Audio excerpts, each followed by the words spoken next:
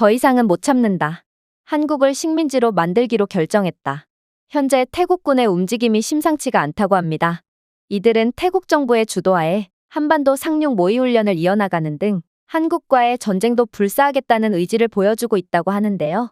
그러나 이러한 돌발 상황에 미국 국방부 관계자가 한국과 관련한 충격적인 자료를 공개했고, 이내 미국 국방부가 발표한 자료는 전 세계를 경악해 만들었다고 하는데요. 그렇다면 대체 무슨 일이 있었던 것일까요? 안녕하세요. 저는 미국 출신의 스탠이라고 합니다. 저는 미국 국방부 전략회의실에서 근무 중이며 재밌게도 이번에는 태국이라는 다소 뜬금없는 국가에서 열린 회의에 참석하게 되었는데요. 미국 정부를 위해서 일하는 제가 왜 미국의 주요 동맹국도 아닌 태국으로 갔냐고 궁금해할 사람들도 있겠지만 그건 바로 이번 일은 미국의 최후방국인 한국과 관련이 있는 일이기 때문입니다. 미국 국방부는 최근 태국 전역에서 수상한 군사적 움직임을 포착했을 뿐더러 요즘 태국의 경제적 정치적 행보가 정말 심상치가 않다는 것을 인지했는데요. 그래서 미국 정부는 태국이 한국의 군사적 돌발 행동을 할 가능성이 크다는 것을 인지한 바 태국의 이러한 바보 같은 짓을 막기 위해 제가 파견된 것이죠. 사실 한국과 태국의 마찰은 한국이 태국인에 대한 입국 요건을 강화하면서 일어난 일이라고 추정되었고, 저는 이러한 양국 간의 사소한 오해만 풀어주면 모든 것이 괜찮아질 줄 알았는데요. 왜냐하면 아무리 봐도 태국은 한국을 공격할 만한 충분한 경제적 군사적 능력을 갖고 있지 않았고, 이들이 한국에 무력을 행사하는 건 그야말로 자멸을 하는 것과 다름이 없었거든요. 하지만 미 국방부의 추가적인 자료를 받아든 저는 이러한 태국의 군사적 움직임의 배후에는 엄청난 비밀이 하나 숨어 있다는 사실을 인지하게 되었는데요. 그건 바로 중국이었습니다. 태국과 중국은 요즘 들어 전례 없이 밀접한 사이를 유지하고 있고, 아무래도 태국은 중국의 도움을 받아서 한국을 무력으로 굴복하려는 것 같았거든요. 일단 태국과 중국은 현재 상호비자 면제를 통해 서로 자유롭게 국경을 왕래하고 있는데요. 이는 양국의 역사상 최초로 일어난 일이고, 하필이면 타이밍이 딱 맞아떨어지는 게 태국의 이러한 수상한 정책의 배후에는 분명 숨겨진 목적이 있다는 것을 의심하지 않을 수가 없었죠. 또한 판다도 마찬가지입니다. 현재 중국과 서방 국가들과의 관계가 악화됨에 따라 중국은 서방 국가들에게 대여해준 판다를 다시 돌려받고 있는데요. 그런데 중국은 오직 태국에만큼은 판다를 추가적으로 장기 대여해 주었고, 이건 분명 양국 간의 관계가 일반적인 수준을 넘어섰다는 것을 알 수 있습니다.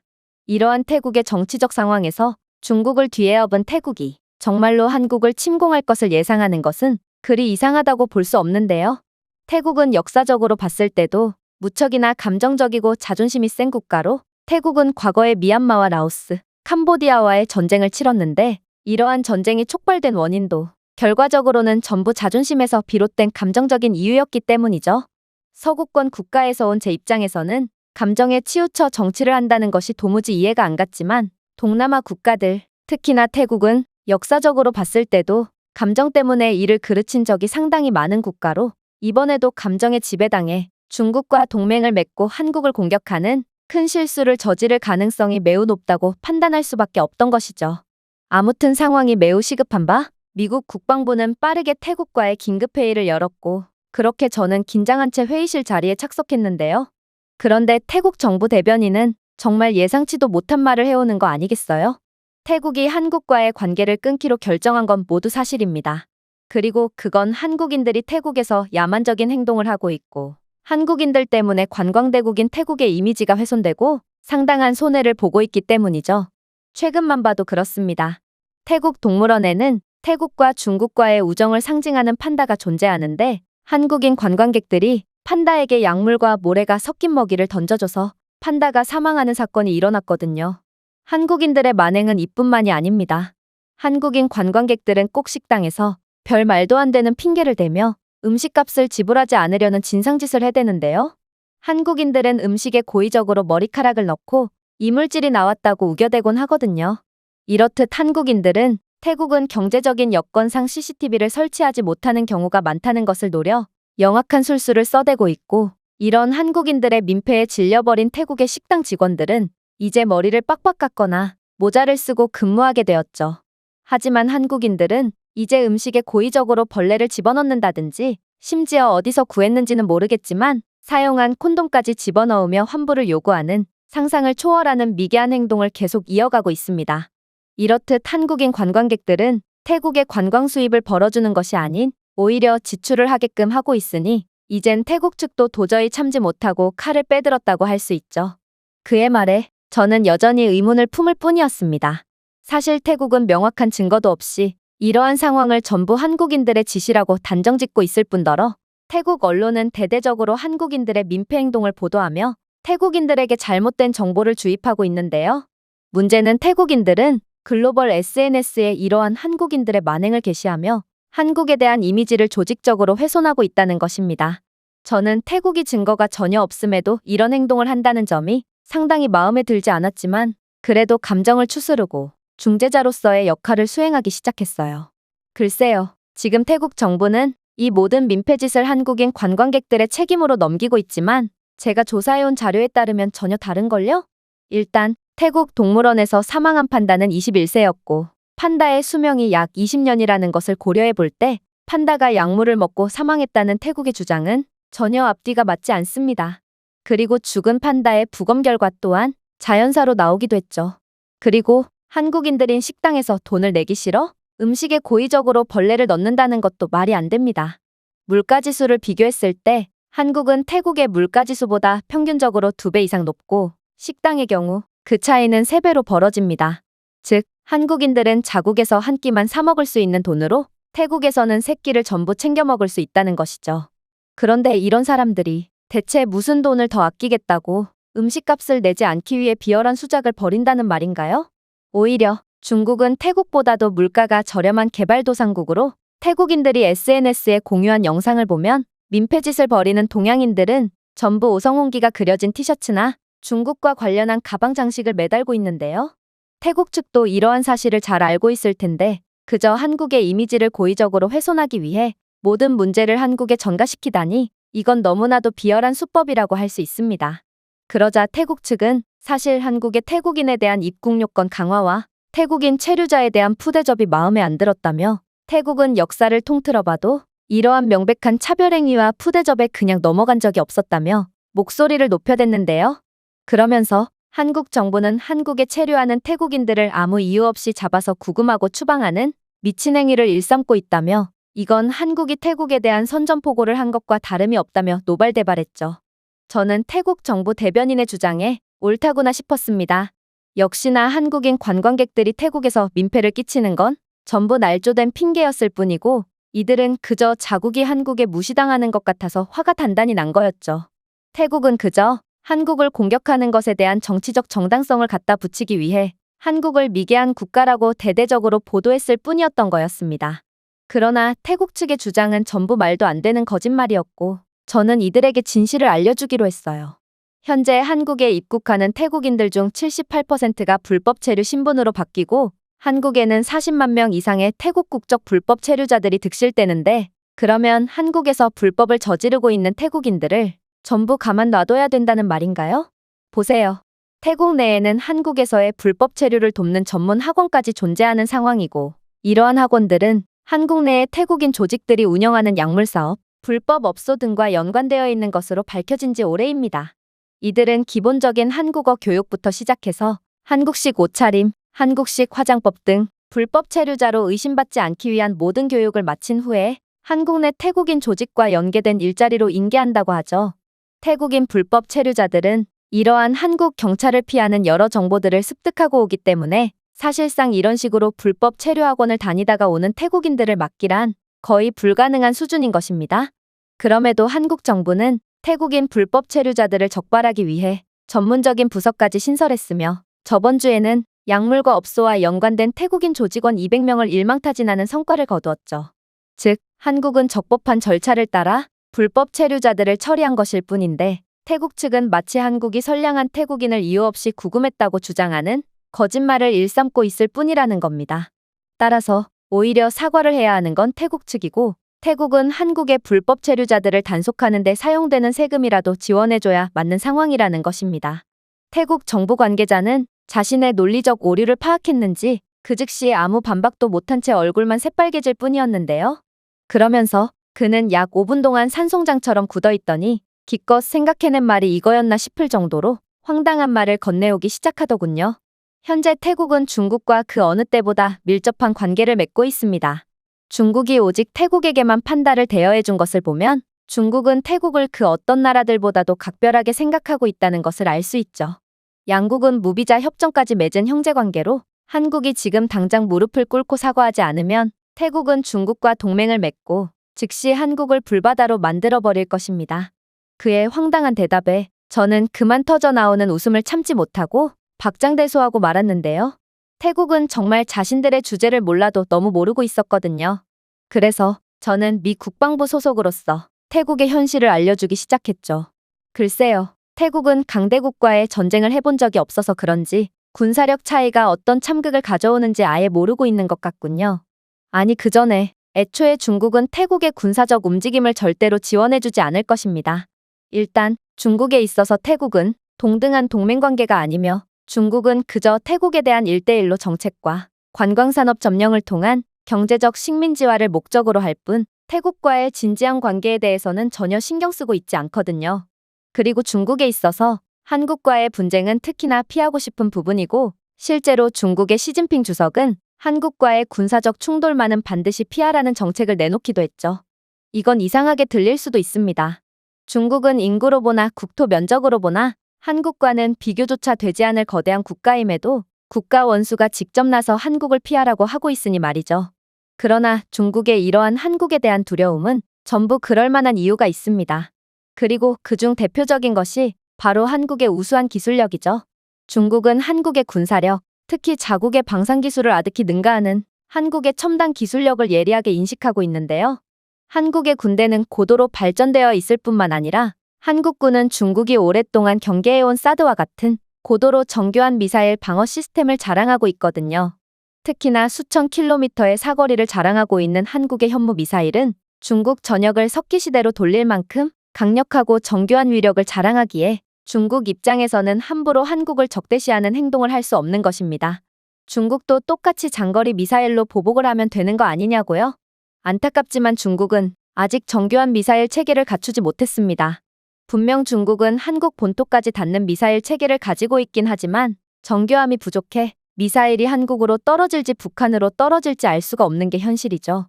그리고 이러한 정교함의 부족은 중국은 중국 본토로 날아오는 한국의 장거리 미사일을 전혀 방어할 수 없다는 뜻과 같습니다. 반면에 한국은 중국의 부정확한 궤도의 미사일을 전부 요격할 수 있는 아이언돔 기술을 개발한 상태죠. 즉, 중국이 한국과의 전쟁에 개입한다고 해도 상황은 중국의 주먹은 한국에 닿지도 못하는데 한국은 중국을 일방적으로 두들겨 패는 형국이 될 거고 결국 중국은 태국을 지원해주기는커녕 그저 한국과 맞닿아 있는 동부해안을 방어하는 데만 급급하다가 자멸할 것이 분명합니다.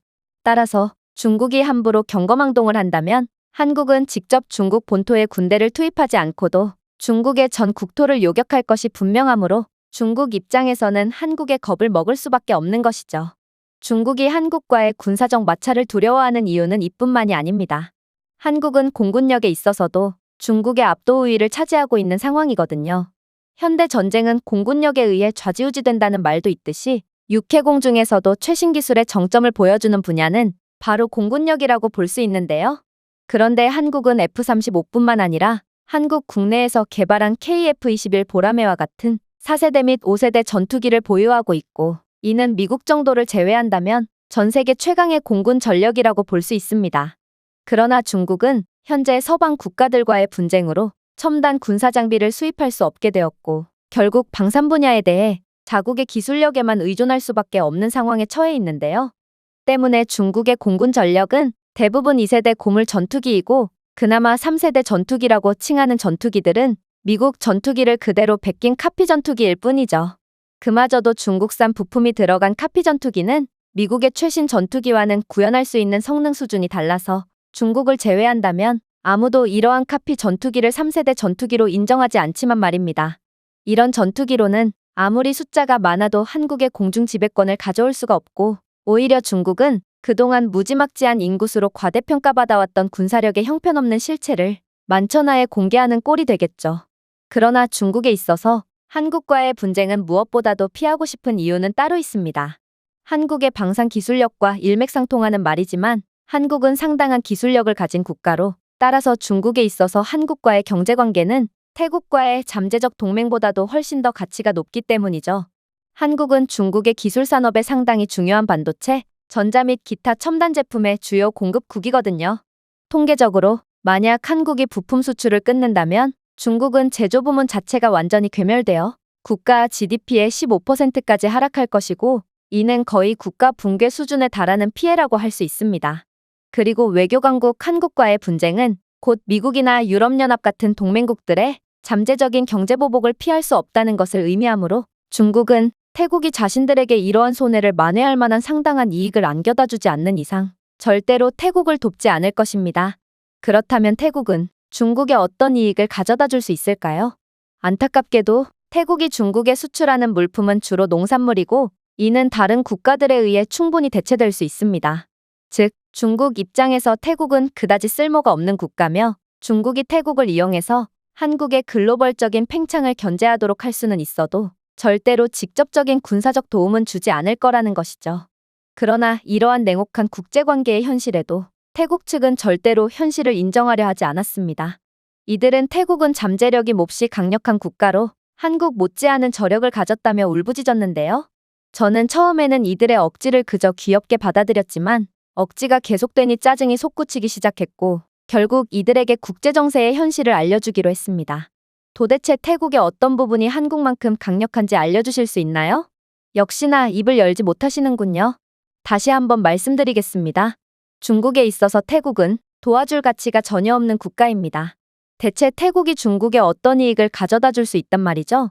쌀, 고무, 과일과 같은 농산물을 중심으로 한 태국의 대중국 수출은 다른 동남아시아나 아프리카 국가가 쉽게 대체할 수 있고, 심지어 태국은 첨단 산업 연구 개발에 있어서도 한참이나 뒤처져 있는 국가로 앞으로의 발전 가능성조차 희박하다고 볼 수 있죠. AI와 반도체, 그리고 로봇공학의 선두주자가 되어 앞으로 더욱 발전할 일만 남은 한국과는 달리 태국은 앞으로도 저부가 가치 산업만 기웃될 것이 뻔한데, 중국이 자국의 명운을 걸고 이런 나라를 도와줄 리가 없습니다. 심지어 태국군의 전력을 좀 보세요. 태국군의 군사장비는 한국과 중국에서 전적으로 수입해오는 게 현실이며, 그마저도 예산 부족으로 인해 저가의 중국 무기에 의존하고 있는 게 태국 군대의 민낯입니다. 격발과 동시에 터져버리는 싸구려 중국산 무기에 제대로 된 국제훈련조차 해본 적이 없는 태국군은 미국을 비롯한 여러 선진국들과의 지속적인 연합훈련을 이어나가며 온갖 최첨단 무기로 무장한 한국군에 의해 3초 만에 쓸려버린다는 것은 초등학생조차 예상할 수 있는 사실이며, 중국은 그런 허접한 태국군에게 자신들의 등 뒤를 맡길 리가 없는 것이죠. 그저 왕궁경비 등의 전투와는 전혀 상관없는 자빌만 하는 경비부대와 다름없는 태국군과 군납비리로 인해 실탄이 없어 비비탄 총으로 사격훈련을 대체하는 중국군의 모습을 보면 이들이 뭐가 다른 건지는 모르겠지만 말입니다. 하지만 100만 분의 1의 가능성을 뚫고 만약 중국군이 태국을 돕기로 결정하면 그것만큼 안타까운 일도 없을 겁니다. 왜냐하면 중국과 태국 연합군은 전쟁 시작과 동시에 그 즉시 한국군에 의해 괴멸을 당할 게 분명하거든요. 앞서 말씀드렸지만 중국과 태국 연합군의 한국 본토를 향한 공격은 그저 군장의 조약돌을 던지는 것과 같을 정도로 무의미합니다. 중국과 태국의 미사일은 한국의 사드와 아이언돔에 의해 화려한 불꽃놀이를 펼치며 하늘에서 폭발하고 말 거거든요. 그러나 한국의 현무 미사일은 중국과 태국 본토를 완전히 쑥대밭으로 만들며 그야말로 한국의 선전포고를 한 대가를 톡톡히 치르게 만들 것입니다. 그러나 가장 큰 문제는 따로 있습니다. 한국은 이미 AI 기반 전자전 부대까지 만들었을 정도로 강력한 기술력을 가진 국가로 한국의 AI 기반 시스템은 인간보다 전장을 더 빠르게 학습하고 적응하며 그 즉시 적의 인프라와 통신 시스템을 완전히 무너뜨려 버릴 거거든요. 특히나 태국군은 이러한 최첨단 무기에 대비한 준비가 전혀 안 되어 있는 군대로 한국군의 군사-통신 침투에 의해 즉시 지휘체계가 붕괴되어 위성통신과 미사일 시스템, 그리고 전력망까지 완전히 폐쇄되어 버리겠죠. 즉, 중국군과 태국군은 조직적인 공격은커녕 미사일 하나조차 발사하기 힘들다는 것입니다. 그러나 이러한 통신망 혼란을 겪는 와중에도 한국의 장거리 미사일 공격은 계속되며 피해는 늘어만 가겠죠. 하지만 그 중에서도 가장 주목할 만한 한국의 무기는 따로 있습니다.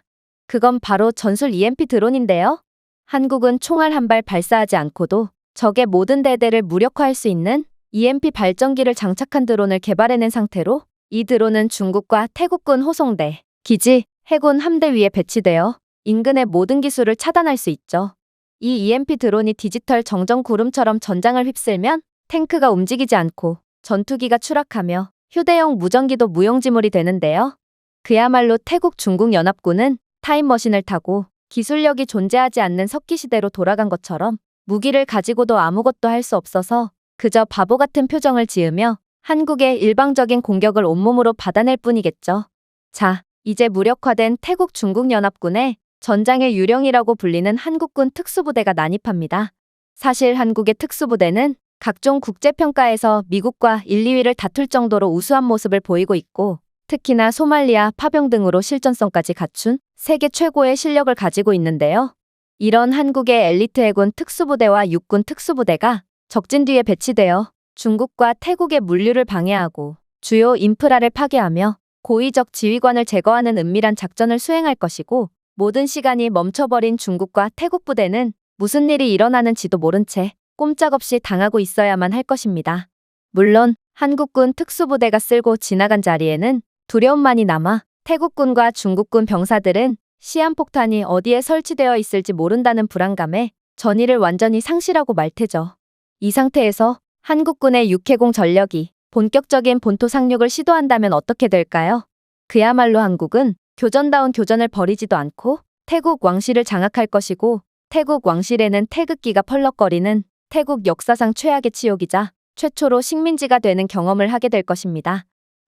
물론 이건 가상 시나리오고 애초에 중국이 태국이 도와줄 리가 없다는 것을 고려한다면 절대로 있을 수가 없는 이야기죠. 약삭빠른 중국은 진작에 한국의 강력한 면모를 인지하고 있고 한국은 소국이라며 허세를 부리다가도 결정적인 순간에는 한국의 눈치를 보며 한국의 심기를 건드리지 않기 위해 총력을 다하고 있거든요. 중국 같은 국가도 한국의 눈치를 슬슬 보며 감히 마음대로 하지 못하고 있는데 태국 따위가 한국을 침략하니 식민지로 만드냐 하는 건 너무나도 주제를 넘은 짓이라고 볼 수 있습니다. 태국은 역사적으로도 감정을 주체하지 못해 쓸데없이 전쟁을 치르게 된 적이 많지만 그건 약소국과의 전쟁이라 그나마 주권을 유지해올 수 있었습니다. 그러나 한국은 태국이 경험해본 그 어떤 국가와도 견줄 수 없는 강력한 국가고 한국이 마음만 먹으면 태국쯤은 5시간 안에도 완전히 불바다로 만들 수 있다는 사실을 반드시 인지해야 할 것입니다. 국방 전문가인 제 말에 태국 측은 당황한 기색이 역력하더니 이내 얼굴이 새파랗게 질려서 회의실에서 빠져나가기 시작했는데요. 아무래도 태국군이 군사훈련을 하는 건 단순히 한국을 압박할 목적이 아닌 정말로 전쟁까지 불사할 생각인 것 같았고 저는 태국의 주제도 모르는 모습에 헛웃음이 나올 뿐이었죠. 이건 어른과 초등학생 아이의 싸움처럼 일방적인 전쟁이 될 것이고 태국군은 자살 특공대와 다름없이 출격하는 족족 지구상에서 사라지고 말 게 분명하거든요. 제가 준비해온 내용은 여기까지입니다. 끝까지 시청해주셔서 진심으로 감사드리며 여러분들의 구독과 좋아요, 알림 설정은 영상 제작에 큰 힘이 됩니다. 이상 세모튜브였습니다.